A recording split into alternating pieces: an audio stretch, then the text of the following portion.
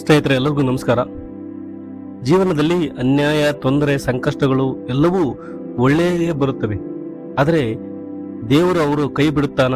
ಖಂಡಿತ ಕೈ ಬಿಡುವುದಿಲ್ಲ. ಯಾಕೆಂದ್ರೆ ಸತ್ಯ, ಧರ್ಮ ಮತ್ತು ನಿಷ್ಠೆಯ ಮಾರ್ಗದಲ್ಲಿ ನಡೆಯುವವರಿಗೆ ದೇವರ ಆಶೀರ್ವಾದ ಸದಾಕಾಲ ಇರುತ್ತದೆ. ಈ ಕಥೆಯ ಮೂಲಕ ಅದರ ಸಾಕ್ಷ್ಯವನ್ನು ತಿಳಿದುಕೊಳ್ಳೋಣ. ಒಮ್ಮೆ ಒಬ್ಬ ಸನ್ಯಾಸಿ ನದಿಯ ದಡದಲ್ಲಿ ನೆಲೆಸಿದ್ದ. ಪ್ರತಿ ದಿನ ದೇವರ ಧ್ಯಾನ ಮಾಡುತ್ತಾ, ಪ್ರಾರ್ಥನೆ ಮಾಡುತ್ತಾ ಜೀವನ ನಡೆಸುತ್ತಿದ್ದ. ಒಂದು ದಿನ ಭಾರೀ ಪ್ರವಾಹ ಬರುತ್ತದೆ.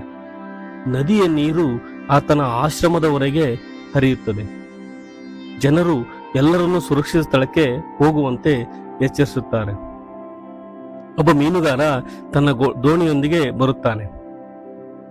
ಸ್ವಾಮಿ, ಬನ್ನಿ ಸ್ವಾಮಿ, ನಾನು ನಿಮ್ಮನ್ನು ಸುರಕ್ಷಿತ ಸ್ಥಳಕ್ಕೆ ಕರೆದೊಯ್ಯುತ್ತೇನೆ ಅಂತ ಆ ಸನ್ಯಾಸಿಯನ್ನು ಕರೆಯುತ್ತಾನೆ. ಅವಾಗ ಆ ಸನ್ಯಾಸಿ ಹೇಳುತ್ತಾನೆ ಆ ಮೀನುಗಾರನಿಗೆ, ಇಲ್ಲ, ದೇವರೇ ನನ್ನನ್ನು ರಕ್ಷಿಸುತ್ತಾನೆ ಅಂತ. ನಂತರ ನೀರಿನ ಮಟ್ಟ ಇನ್ನೂ ಹೆಚ್ಚುತ್ತದೆ. ಆ ಸಮಯದಲ್ಲಿ ಒಬ್ಬ ಮಿಲಿಟರಿ ಹೆಲಿಕಾಪ್ಟರ್ ತೆಗೆದುಕೊಂಡು ಬರುತ್ತಾನೆ. ಆ ಮಿಲಿಟರಿ ಅಧಿಕಾರಿ ಕರೆಯುತ್ತಾನೆ, ಸ್ವಾಮೀಜಿ, ತಕ್ಷಣ ಹೀಗೆ ಬನ್ನಿ, ಇಲ್ಲಿರುವುದು ಅಪಾಯಕಾರಿ ಎಂದು ಕರೆಯುತ್ತಾನೆ. ಆಗ ಸನ್ಯಾಸಿ ಹೇಳುತ್ತಾನೆ, ನಾನು ದೇವರ ಭಕ್ತ, ದೇವರೇ ನನ್ನನ್ನು ಉಳಿಸುತ್ತಾನೆ, ಇಲ್ಲವಾದರೆ ಬಿಡುತ್ತಾನೆ ಅಂತ. ನೀರು ಇನ್ನಷ್ಟು ಹೆಚ್ಚಿ ಸನ್ಯಾಸಿಯನ್ನು ಕೊಚ್ಚಿಕೊಂಡು ಹೋಗಿಬಿಡುತ್ತಾನೆ. ಆತ ಸ್ವರ್ಗಕ್ಕೆ ಸೇರಿದ ಮೇಲೆ ದೇವರನ್ನು ಭೇಟಿಯಾಗಿ ಕೇಳುತ್ತಾನೆ, ಪ್ರಭು, ನಾನು ನಿಮ್ಮನ್ನು ನಂಬಿಕೊಂಡಿದ್ದೆ, ನೀವು ನನ್ನನ್ನು ಯಾಕೆ ರಕ್ಷಿಸಲಿಲ್ಲ ಅಂತ. ಆಗ ದೇವರು ಉತ್ತರಿಸ್ತಾನೆ, ನಾನು ಮೊದಲು ಮತ್ಸ್ಯಗಾರನ ರೂಪದಲ್ಲಿ ಬಂದೆ, ನಂತರ ಹೆಲಿಕಾಪ್ಟರ್ ಮೂಲಕ ಸಹಾಯ ಕಳಿಸಿದೆ, ಆದರೆ ನೀವು ಅದನ್ನು ನಿರಾಕರಿಸಿದಿರಿ ಅಂತ. ಇದರ ಅರ್ಥ, ದೇವರು ಸದಾ ಸಹಾಯ ಮಾಡುವನು, ಆದರೆ ಆ ಸಹಾಯವನ್ನು ಯಾವ ರೂಪದಲ್ಲಿ ಬರುತ್ತದೆ ಎಂಬುದನ್ನು ನಾವು ಗುರುತಿಸಬೇಕು.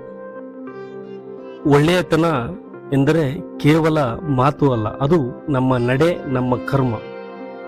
ಒಮ್ಮೆ ಒಳ್ಳೆಯತನ ಬಿತ್ತಿದರೆ ಅದು 10 ಪಟ್ಟು ಬೆಳೆದು ನಮ್ಮತ್ತ ಮರಳಿ ಬರುತ್ತದೆ. ಜೀವನವು ಕೆಲವೊಮ್ಮೆ ನಮ್ಮನ್ನು ಪರೀಕ್ಷಿಸುತ್ತದೆ, ಆದರೆ ಕೊನೆಗೆ ದೇವರು ಸತ್ಯವನ್ನು ಗೆಲ್ಲಿಸುತ್ತಾನೆ. ಒಳ್ಳೆಯತನವೇ ನಿಜವಾದ ಶಕ್ತಿ. ನಿಮ್ಮ ಹೃದಯದಲ್ಲಿ ಒಳ್ಳೆಯತನವಿದ್ದರೆ ದೇವರು ನಿಮ್ಮ ಕೈ ಬಿಡುವುದಿಲ್ಲ. ನೀವು ಎಲ್ಲಿ ಮುಗ್ಗರಿಸಿದ್ದರೂ ದೇವರ ಆಶೀರ್ವಾದ ಸದಾ ನಿಮ್ಮನ್ನು ಎಳೆಯುತ್ತಾ ನಿಲ್ಲುತ್ತದೆ. ಈ ಕಥೆಯೇ ಅದಕ್ಕೆ ಸಾಕ್ಷಿ. ಈ ಕಥೆ ನಿಮಗೆ ಪ್ರೇರಣಾದಾಯವಾಗಿದ್ದರೆ ನಮ್ಮ ಚಾನಲ್ ಸಬ್ಸ್ಕ್ರೈಬ್ ಮಾಡಿ, ಲೈಕ್ ಮಾಡಿ, ಶೇರ್ ಮಾಡಿ, ಹಾಗೆ ಕಮೆಂಟ್ನಲ್ಲಿ ನಿಮ್ಮ ಆಲೋಚನೆಗಳನ್ನು ತಿಳಿಸಿ.